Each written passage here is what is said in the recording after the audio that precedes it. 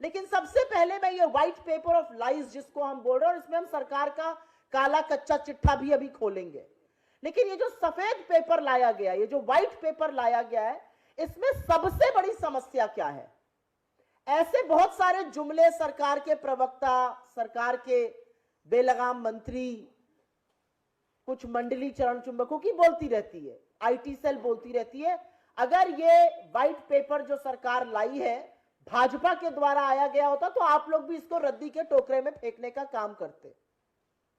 लेकिन षड्यंत्र के तरीके से इसको मिनिस्ट्री ऑफ फाइनेंस की वैधता दी गई। और यह कितनी बड़ी विडंबना है कि सरकार जो कंटिन्यूटी में होती है, आपने मिनिस्ट्री ऑफ फाइनेंस के अफसरों से वो पाप कराया जो इंडियन ब्यूरोक्रेसी में पहले कभी नहीं हुआ है। मिनिस्ट्री ऑफ फाइनेंस के अफसरों की वैधता ली गई, इस पर उनको अपने ही किए हुए पुराने काम को नकारना पड़ा। और ये अंडरमाइनिंग ऑफ इंडियन ब्यूरोक्रेसी का, इंडियन लोकतंत्र का, प्रजातंत्र में जिस तरह से कार्य करती है ब्यूरोक्रेसी, अफसरशाही, उसका पूरी तरह से अवमानना है। This really undermines India's bureaucracy because you are making officers of the Ministry of Finance repudiate and reject their own work. 10 साल का फलसफा कुछ पॉइंट्स में अंकित कर देती हूं और उसके बाद में डिटेल में बात कर लेंगे।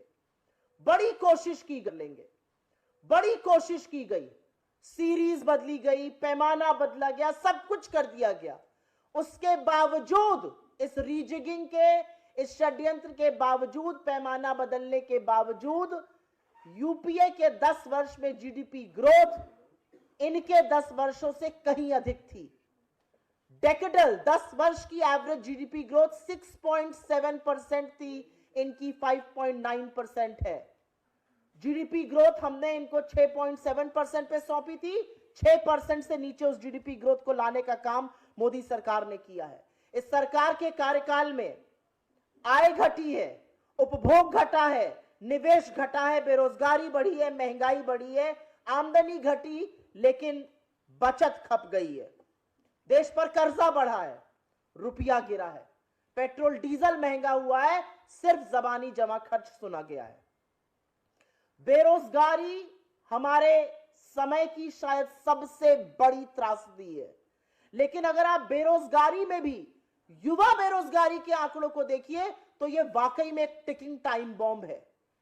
यह वो चिंता का पैमाना है, वो ये चिंता का मानक है जो हमारे डिविडेंड को, डेमोग्राफिक डिविडेंड को डिजास्टर में कन्वर्ट कर रहा है, युवा बेरोजगारी। और इन सब के बारे में मैं अभी थोड़ा डिटेल में बात करूंगी। आय, शहरी लोगों की भी आय घटी है, रूरल वेजेस भी घटे हैं। मनरेगा में ज्यादा खर्च क्यों करना पड़ रहा है सरकार को? क्योंकि एग्रीकल्चर में जॉब्स बढ़ रही हैं। किसी भी डेवलपिंग इकोनॉमी में अगर कृषि में जॉब बढ़ती है और मैन्युफैक्चरिंग और सर्विसेज में कम होती है, जो हमारे यहां लगातार हो रहा है पिछले कुछ सालों में, यह चिंता का विषय है। आज एक डेवलपिंग इकोनॉमी इंडिया में मैन्युफैक्चरिंग और सर्विसेज की जॉब घट रही है, मैन्युफैक्चरिंग का शेयर जीडीपी में घट रहा है, मैन्युफैक्चरिंग का शेयर वर्किंग पॉपुलेशन में घट रहा है, यही हाल सर्विसेज का है। एग्रीकल्चर में जॉब बढ़ रही है, ज्यादा से ज्यादा लोग अब खेतीहर मजदूरी करने को मजबूर हैं। Highest number of figures, 15.5 crore लोग रजिस्टर कर रहे हैं मनरेगा में। मैंने जैसा कि कहा, निवेश भी गिरा है, प्राइवेट निवेश भी गिरा है। वो सब इंडियन इंडस्ट्री के टाइटन्स जो टीवी पर 10 on 10 सरकार को देते हैं, खूब चरण वंदन करते हैं, पैसा लगाने को नहीं तैयार है इनकी नीति में। और एफडीआई भी घटा है। एफडीआई पे बड़ा सीना ठोका जाता था, 3 साल से निरंतर एफडीआई गिर रहा है। और FDI as a percentage of the GDP और FDI as a percentage of global FDI flow भी गिरा है। लगातार इस सरकार ने शिक्षा और स्वास्थ्य पे पैसा कम खर्चा किया है। और असलियत यह है कि सरकार अभी भी समस्या मानने को तैयार नहीं।